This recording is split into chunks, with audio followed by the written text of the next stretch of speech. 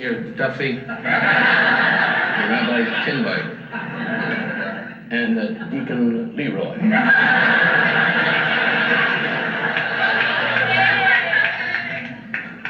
Some church in the back, no Deacon Leroy. Well, get more gathering. It is without question, in fairness to Mr. Dean Martin, this has been one of the longest evenings I've ever spent, except for the drunk, who was just charming. I know the hour is late. The dinner was absolutely fantastic, I must say that. A bowl of peanuts and water with a guppy in it.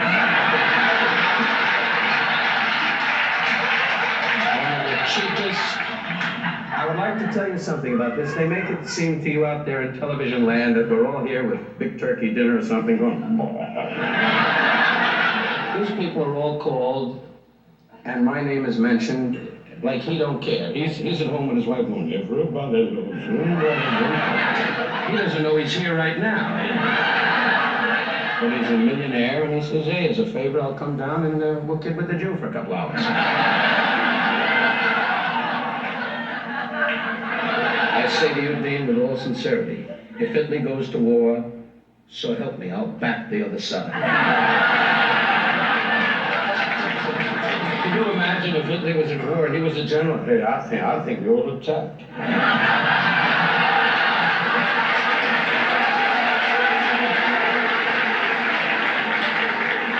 But I'd like to clear up a matter right off the bat and tell you from the top. Tonight I'm very delighted because this is a long road. I had my first big break on the Dean Martin show through Dean and Greg Garrison, his producer, when they put me on the show for the first time with every celebrity in Hollywood, and I was completely soaking, perspiring to the death of me. And I'd like to say right out in front, so it's not lost in tape, that I thank you, Dean, really, because if it wasn't your wonderful belief and believing in me, and Greg, really, maybe this day would not have come about, and I'm forever grateful to you.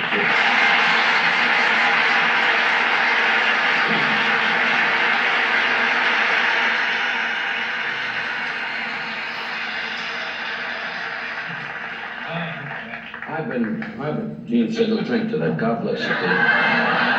His lovely wife sits by the bed every night saying, try to reach the medicine. Because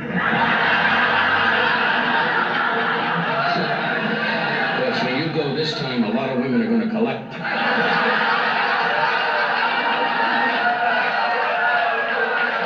No, he's got a lovely wife. What's her name?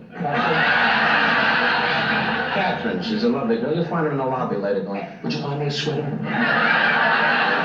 Obviously, broad, it's embarrassing, really. I'd like to say, going down the line, first of all, Nipsey Russell, a dear friend. Many, many times you've asked to hang out with me, but I felt it embarrassing. After being with you, I don't need no watermelon truck around me. And don't put that over your head. A couple of guys from Georgia will come up here. I love you, Nipsey. Black or white, it doesn't matter to me.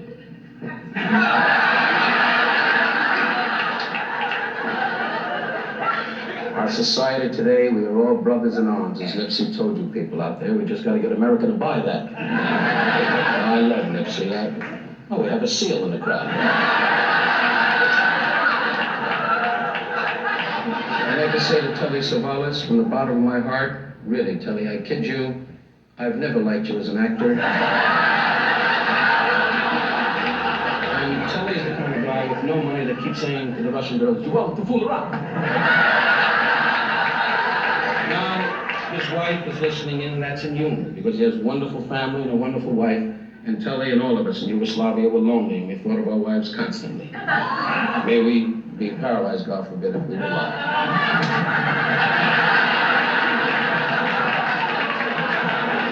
Being in Yugoslavia, the biggest excitement we had was watching Tito's dog go to the bathroom. So you must understand. Bob Newhart made the claim that he was my closest friend. I have never met Bob Newhart.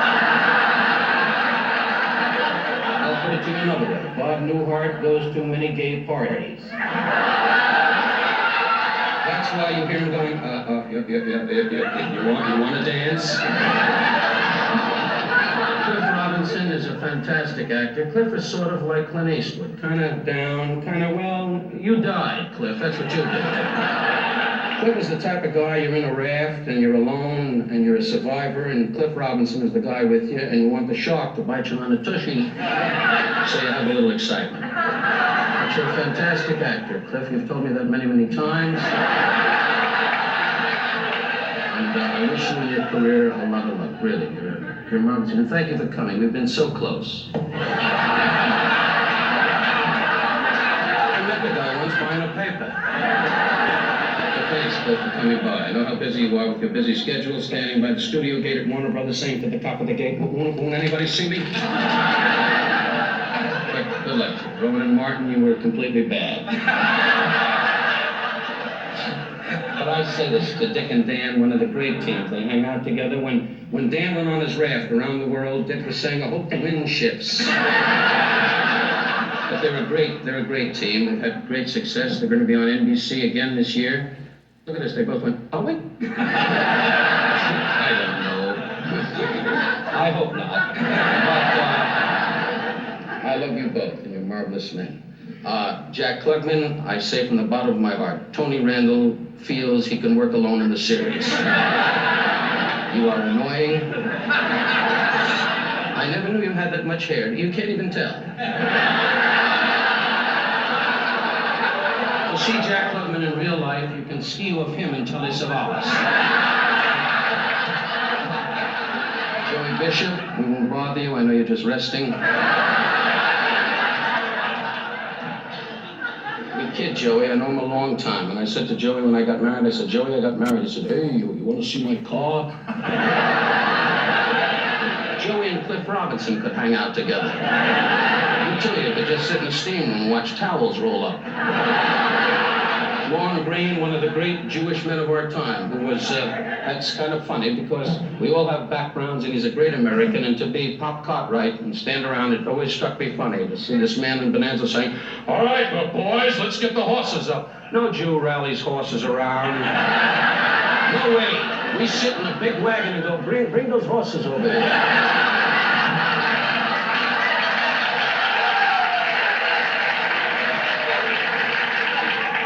Rich little, someday you gotta do you and maybe your wife will leave you. You're a magnificent man, Foster Brooks. I cannot say your talent goes without speaking. You are a marvelous man, really.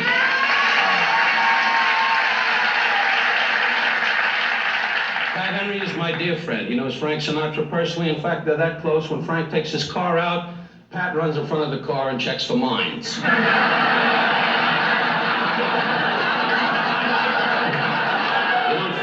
With that kind of loyalty anymore. Frank did say to say hi to you, Dean. I know how much it means to you. Dean's the kind of guy you can save off a bit. Frank Sinatra was hit by a bus. Well, I'm gonna take my 9-9 and live. Right up on green. And then Frank's gonna hear your attitude, you're gonna wind up on a hook in a garage in Chicago. Anyway, look at that, the big Irish guy went, what does that mean, Rose? You Irish guys, they don't know anything. You just know how to go to a picnic and take a can of beer. Oh,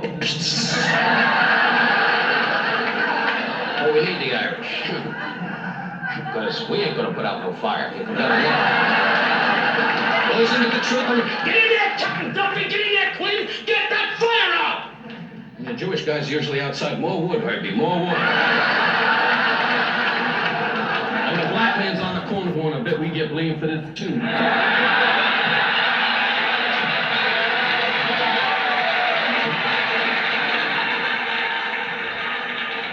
And the Polish kid's going, for what?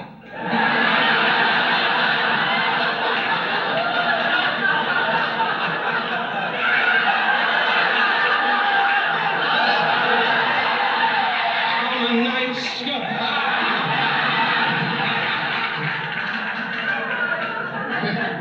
Son of a gun, when you fool with a wife, you must light a match and blow up.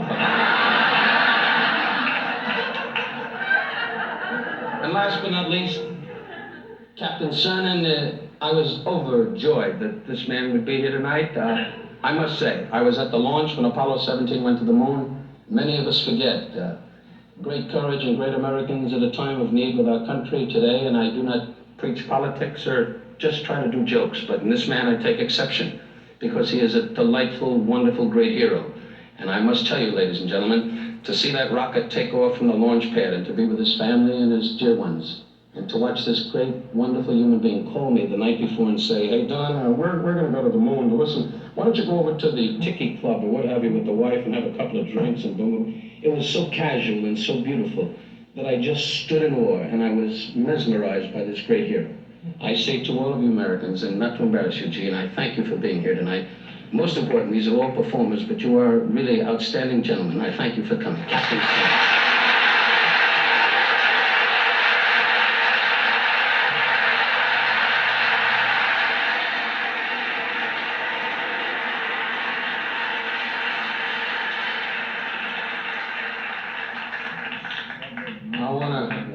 Dean just said, I'll go to the moon tonight. You would, but nobody would look up. I must say from the bottom of my heart, really, and Kirk Douglas, who was so kind to appear here tonight. Kirk is a dear friend. I was over his house one night, and we had dinner, and I said, Kirk, how do you feel? He said, how does my body look? And I said, wrinkled.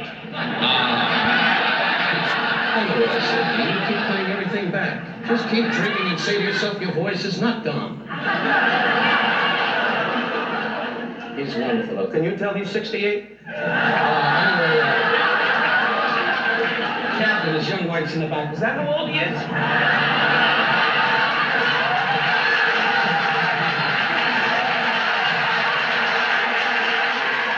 You remember the joke? Tomorrow he dies. I must say, on behalf of my dear wife that Foster Brooks made some comments about, she is a lovely lady. When we were married, I will never forget, on the wedding night, she looked at me and went, this is exciting.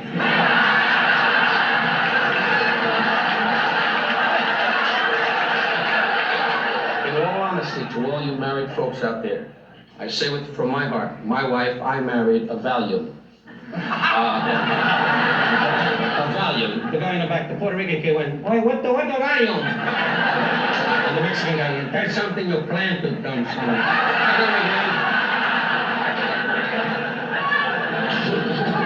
And the Italian guy, here's your Valium. Anyway, by the way, Phyllis Diller, who I love, really, when she was born, she must have hit the hospital wall. That's why the hair is, you know. She come out and the doctor went, oh, we missed Charlie. And I've seen many beautiful women in my lifetime. Phyllis, help her. She's a lovely comedian and a dear friend, and her wonderful husband, Ward Donovan, couldn't be here tonight. His cape blew up. On the wedding night, he stood on top of the sink and went, Batman! Anyway, I can say anything I want. Dan Rowan's sitting here going, you can't say that. What am I going to do? What you did on your special? And here he is, Charlie and his monkey. Anyway, which wasn't bad, because that'll be picked up. Anyway, I'd like you to know that on behalf of my wife, Barbara, my dear mother in Florida, who I love dearly, and I spoke to her on the phone tonight, I said, Mom, I'm going to be on Dean Martin's show. She said, send him my love. She used to know Gabby Hayes. Anyway, but on behalf of my manager, Joseph Scandori, one of the great Italians, really, is not here tonight. His ice truck blew up. On behalf of my manager, Mr. Scandori, my darling wife, Barbara, my mother, my two children, my mother-in-law, and my family, I have been blessed with one thing. My humor is aggressive, it is nonsense. The Newharts are dear friends, the Rowan and Martins, everybody on this day is tonight has made me feel a little bit important. Each day as an actor, when you take an approach with an image of being aggressive and strong, you must wake up every morning, as my father said.